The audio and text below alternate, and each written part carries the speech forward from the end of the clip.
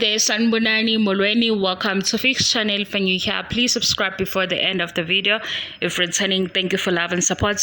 I appreciate swinging chelile ngathi masekuvela umakhe kuzomela ukuthi nibe ready. Waze wamuhle uMakhumalo, yayinhle into kaMakhumalo nobaba Mseleku kuthiwa Umembeso. Bengicabanga ukuthi umshado indlela engibone kukuhle ngayo. Umembeso kodwa Umembeso uyafana nomshado wesiZulu, kusuke nje sekusela izinto ezimbalwa. Yo guys, indlela engijabule ngayo ngenize nize understand. Waze wamuhle umshado Umembeso kaMakhumalo usezingeni eliphezulu. Manje ngisazi ngithe kungenzeka nibone Uthando Nes'thembu. Kodwa mase ngibheka indlela uMakhumalo amuhle ngayo nobaba Mseleku nabangani abebekhona engathi lesi zoyibona kwi-RHOD. Anginankinga ngoba ukhona kulama shows omabili, but okamayeni nokamacele sawubona kuThando Nes'thembu. Ngijabulile angiqedi. Kunenye i-article la ye-Drum magazine ebibhalwe nguThobile Mseleku ekhuluma ngesithembu. Mayechaza lana kwi-interview ababenayo noThobile uthi mayengaphinda futhi uthi unikeza ithuba lesibili engakhetha ubaba Mseleku aphinda akhethe isithembu.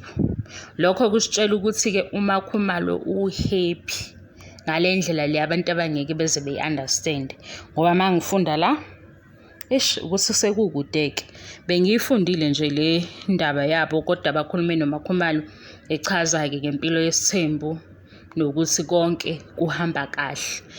Yo guys, siswela ukuthi phela ayikho-ke ilona i-option ye-voice note la ku-YouTube, bese ngabe nje siyakikiza kahle, angikwazi kwakukikiza kwakulilizela, kodwa nje ngijabulela uMakhumalo, ngijabule kakhulu, yinhle into yakhe.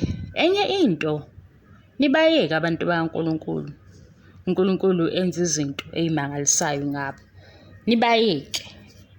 Izobathola-ke abanikazi leyo ukuthi nibayeke abantu bakaNkulunkulu. Ngibe sengihlanganisa imishado emihle ya 2022. Yo baze bashada abantu kwaze kwakuhle. And imishado yamanje khona cha iyakhishwa imali. OkaSteve Mabuya abanye bamazi kwi-scandal ezuxolile, uMpho kumbango bamazi as uMpho, naye bekuvela umshado wakhe. uK Naomi naye bekuvela umshado wakhe. uFaith Ketsi bekuvela umshado wakhe. So nginifakelile nje nibone ubuhle, nibone izinto ezinhle, uthando luhle. Okunye-ke okusha-ke kule channel sizokwenza ne-review ye-Have Faith. Hayibo imnandi leyo show, bengayinakile. Ngibona abantu bekhuluma ngomngani kaFaith bethi hayibo umngani, nami ngakulunguza ngathi hayi isho engiyayenza i-review yayo le enimnandi. So bonke laba esibafake lana imishado yabe emihle, sizothi top 5 or top 10 because angisazi ukuthi mngaki. uKarabo mina ngimazi ku-YOTV. Abantu bama-90s bayamazi uKarabo ku-YOTV, ubekanye noMusa futhi bonke nje kwi-group yabo iningi sebeshadile, ngoba noSafo ushadile, uMusa ushadile, uKarabo ushadile. Bawu-2 or bawu-3 engisengibakhohliwe. Ya guys, nginifakela imishado emihle, ningawukhohlwa ukusubscribe. Bengicabanga futhi nokwenza traditional or cultural sihlanganise because la eSouth Africa sihlukahlukene, but yonke le mishado mayenziwa ngokuhlukana kwamasiko okwe-culture mihle. And ikhona into futhi esingayithatha nje kuyona imishado le yesintu, sifunde khona, mhlampe sikhuluma ukuthi yini kufanele ukuthi mhlampe ingashintshwa makuba noshintsho, because ngeke ngayibuka imishado ngilandela ku-Our Perfect Wedding or My Perfect Wedding. Yazi usini engayifunda, ngafunda ukuthi nje la eSouth Africa i-culture eqinile noma engizothi street angazi Ndebele. Yo hey kathi ngibuka umshado wakhona ngabuka ukuthi lapha ziningi izinto okufanele uzenze ziqonde, kodwa futhi mangizibheka nazo ezinye zakhona zingashintsha ngoba zilimitha izinto ezithile kwiside lamakoti, ngoba nje umakoti engakufunda kuthiwa u-father in law angambheki emehlweni, behlele bengabi nje ndawone bephambane. Manje uyenza kanjani leyo nto? Niphile ekhaya elilodwa, makwenzekile mhlawumbe umakoti wavakasha, uzohlezi ubaleka uma ubona u-father in law?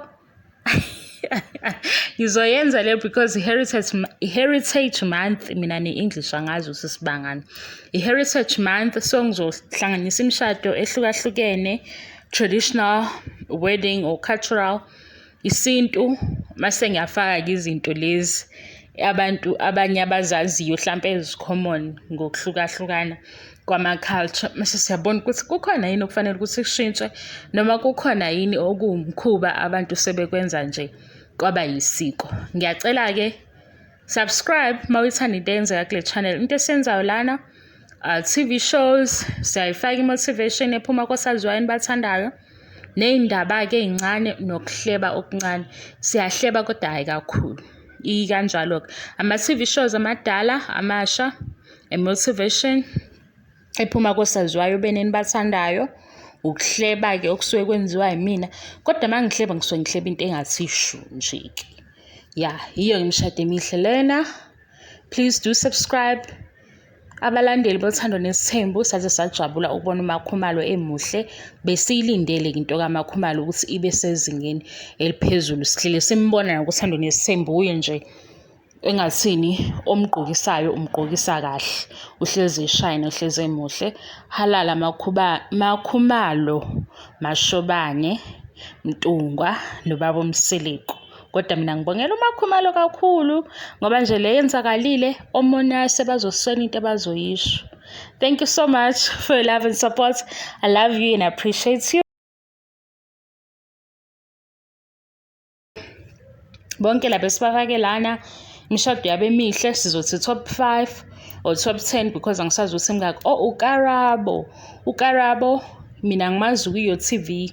Abantu bama-90s bayamazi uKarabo ku-YOTV, ubekanye noMusa futhi bonke nje kwi-group yabo iningi sebeshadile, ngoba noSafo ushadile, uMusa ushadile, uKarabo ushadile, bawu-2 or bawu-3 engisengibakhohliwe.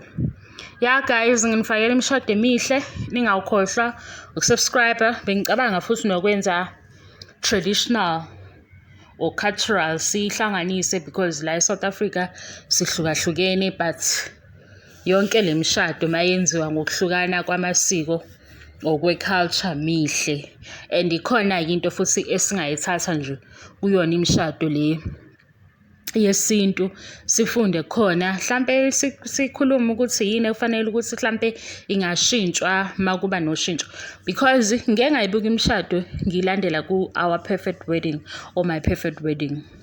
Yazi ukuthi yini engayifunda? Ngafunda ukuthi nje la eSouth Africa i-culture eqinile, noma engizothi street angazi, Ndebele yo hey kathi ngibuka umshado wakhona ngabuka ukuthi lapha ziningi izinto okufanele uzenze ziqonde, kodwa futhi mangizibheka nazo ezinye zakhona zingashintsha ngoba zilimitha izinto ezithile kwiside lamakoti, ngoba nje umakoti engakufunda kuthiwa u-father in law angambheki emehlweni, behlele bengabi nje ndawone bephambane.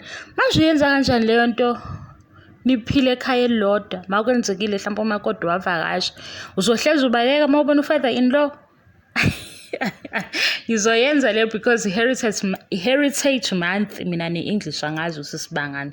I-heritage month, so ngizohlanganisa imishado ehlukahlukene, traditional, wedding or cultural, isintu, mase ngiyafaka izinto lezi abantu abanye abazaziyo mhlampe ezi-common ngokuhlukahlukana kwama-culture. Mase siyabona ukuthi kukhona yini okufanele ukuthi kushintshe, noma kukhona yini okuwumkhuba abantu sebekwenza nje kwaba yisiko. Ngiyacela-ke subscribe uma uyithanda into eyenzeka kule channel. Into esiyenzayo lana TV shows, siyayifaka i-motivation ephuma kosaziwayo enibathandayo, ney'ndaba-ke ey'ncane nokuhleba okuncane. Siyahleba kodwa hhayi kakhulu. Ikanjalo-ke. Ama-TV shows amadala, amasha, motivation ephuma kosaziwayo beneni bathandayo. Ukuhleba-ke okusuke kwenziwa yimina. Kodwa uma ngihleba ngisuke ngihleba into engathi shu nje-ke. Yiyo imishado emihle lena. Please do subscribe. Abalandeli bothando nesithembu saze sajabula ukubona uMakhumalo emuhle. Besiyilindele into kaMakhumalo ukuthi ibe sezingeni eliphezulu. Sihlele simbona ngothando nesithembu uye nje engathini omgqokisayo umgqokisa kahle. Uhlezi eshayina, uhlezi emuhle. Halala Makhumalo, Mashobane, Mtungwa noBaba Mseleku. Kodwa mina ngibongela uMakhumalo kakhulu ngoba nje le yenzakalile omunye sebazoswena into abazoyisho. Thank you so much for your love and support. I love you and I appreciate you. Bye bye.